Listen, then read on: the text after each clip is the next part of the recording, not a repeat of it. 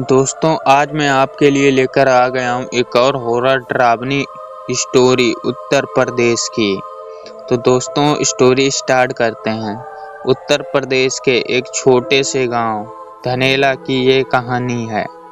ये गांव बहुत पुराना था और गांव के बीचों बीच एक खंडरनुमा हवेली थी, जिसे लोग नरक हवेली कहते थे। इस हवेली के बारे में गांव में कई डरावनी कहानियां प्रचलित थीं और कोई भी रात के समय इसके आसपास नहीं जाता था।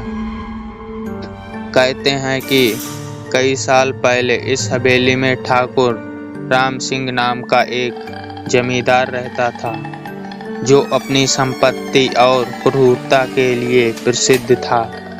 राम सिंह बेहद निर्दयी था और गांव वालों पर अत्याचार करता था। उसने गांव की कई गरीब लड़कियों के साथ बुरा व्यवहार किया और उनमें से कई लड़कियों ने हवेली में ही आत्महत्या कर ली। ठाकुर भी एक रहस्यमयी तरीके से हवेली में ही मौत हो गई थी और तब से हवेली वीरान हो गई। एक दिन गांव के कुछ युवकों ने तय किया कि वे इस हवेली में जाएंगे और पता करेंगे कि वहाँ क्या रहस्य है। इनमें से सबसे साहसी लड़का राघव था। उसने अपने दोस्तों से कहा, हम सब अंधविश्वास में जी रहे हैं। मैं इस हवेली में जाकर देखूंगा कि ये कोई भूत प्रेत नहीं होता है। रात के समय राघव और उसके दोस्त टॉर्च लेकर हवेली में घुस गए।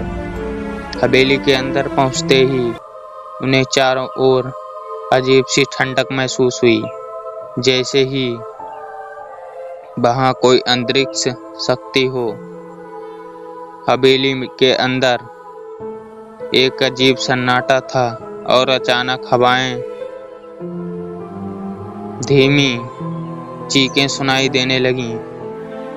तीनों दोस्त डर के मारे कांपने लगे, लेकिन राघव ने उन्हें शांत करने को कहा। जैसे ही वे हवेली में पुराने कमरे में दाखिल हुए, उन्हें एक कमरे में खून के धब्बे दिखाई दिए। राघव ने साहस करके उस कमरे का दरवाजा खोला। अंदर का दृश्य बहुत डरावना था। एक पुरानी कुर्सी पर एक आदमी का धुंधला साया बैठा था, जो उन्हें घूर रहा था। उनकी आंखें अंधेरे में चमक रही थीं और उसके पास से अजीब सी आवाजें आ रही थीं, जैसे कोई धीरे धीरे कह रहा हो। राघव ने तुरंत दरवाजा बंद किया और भागने का इरादा किया, लेकिन तब तक बहुत देर हो चुकी थी। हवेली के दरवाजे अपने आप बंद हो गए और एक भारी अंधेरा पूरे हवेली में फैल गया।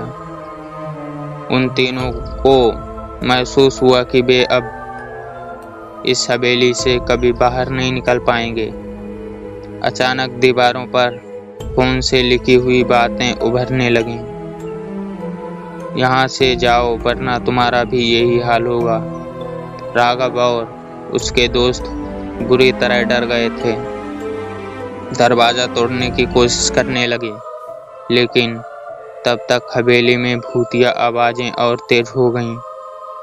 उनमें से एक दोस्त, जो सबसे ज्यादा डरा हुआ था, अचानक हवेली के एक कोने में गिर गया और बेहोश हो गया।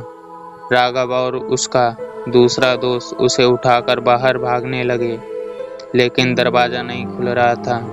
तभी हवेली के एक कोने से सफेद साड़ी पहने एक औरत प्रकट हुई, जिसका चेहरा बुरी तरह जला हुआ था। वह धीरे धीरे उनकी ओर बढ़ने लगी। राघव ने हिम्मत की, दरवाजे को एक जोरदार धक्का दिया और दरवाजा टूटकर खुल गया। तीनों दोस्त किसी तरह हवेली से बाहर निकले और गांव की ओर भागे।